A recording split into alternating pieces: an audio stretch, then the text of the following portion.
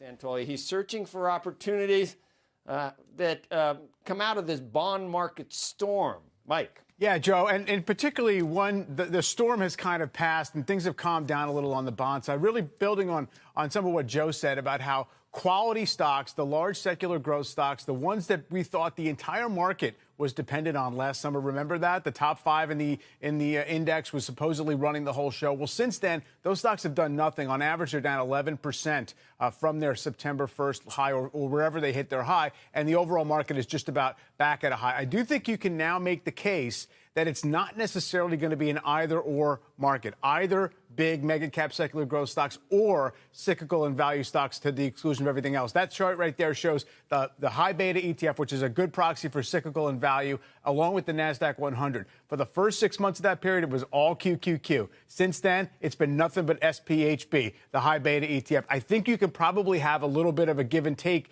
in this relationship, and quality has become, on a relative basis and an absolute basis, less expensive. If you look at the Facebooks, if you look at the Microsofts, the Alphabets, they've kind of been compressed by a few PE points just by doing nothing and having their earnings still go up. Also, dividend growth is an interesting thing to consider because nobody's considering. Nobody really is kind of focused on the dividend and buyback story. Buyback announcements have surged. Those stocks have actually really underperformed. And as a theme, they traded a bigger discount to the overall market than they have pretty much ever. So I think all those things can get into the mix, and you can find things that are not necessarily just, red or black, growth or straight up value here, because it does seem as if one of these days we're going to wake up and say everything looks great, fiscal stimulus, spring-loaded economy, pent-up savings, but the market already figured it out, and perhaps those cyclicals and reopening plays have basically priced some good stuff in.